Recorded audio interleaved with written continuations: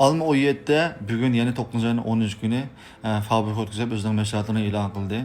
Bu xabarning chiqishiga erishib, nurg'un do'stlarimiz bu telefonning sotib yoki qo'llik kont telefonini almashish to'g'riliq uchur qilibdi. Bu telefonni qanday sotib olamiz degan do'stlarimiz men tafsil so'zlab beray. Alma O7'de 4 xil nusxada e'lon qilindi, ya'ni Alma O7 odatli nusxasi, Air, andan keyin Pro Max. 4 xil bor, ya'ni 6000 koy, 8000 koy, 9000 koy, 10000 koy. Telefonni almaninki organ tor bekitiga kirib 12 soatdan boshlab yuvding qilsak, qo'limizga 9 oyning 20 kunlari atrofida tegdi. Agar bu telefonni sitib keyin ishlatganlar kelmay qolsa, bozorga kirib sitvatsanglar balkim 500 koydan 1000 koygacha foydalana olishinglar mumkin. Hamda bu nima ishqa degan vaqtda har yili almaninki mahsulotlari e'lon qilinib, nurg'un do'stlarimiz bu telefonni sitib olgan vaqtda shu bozor ehtiyojini qondirmas sababli malning bahasi o'rlab, odatdagilarga 500 koydan pul joylansa, qimmatlariga 1000 koy, netaki 2000 koygacha pul joylanib ketgan ahvol bor. Yana bir sabab bo'lib qolsa, Alma O7 yurishliklarininki o'zgarishi oldin qalat qaragan vaqtda xili cho'ng o'zgarish qilgan.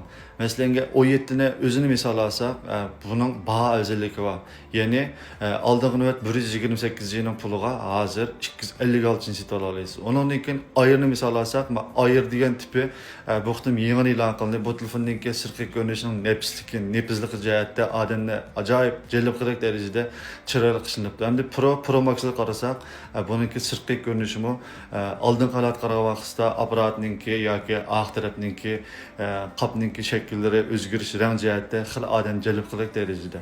Mush o'zgarishlarni elib aytgandimi, Alma O7 yurishliklarini nurg'un do'stlarimizningki sotib olish istikini qo'zg'aydi.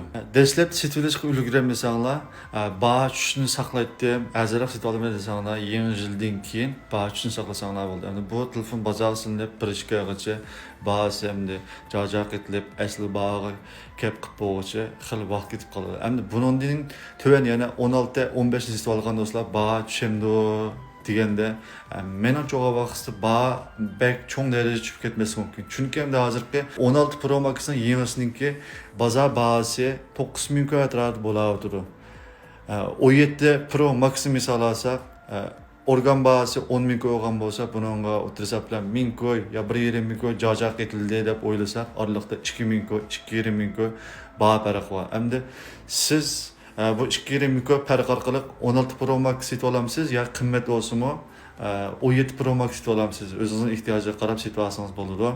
Sizningcha Alma O7ninki qaysisini sotib olsak eng muvofiq imkon rayoniga qoldirib qo'ying, o'rtoqlashimiz.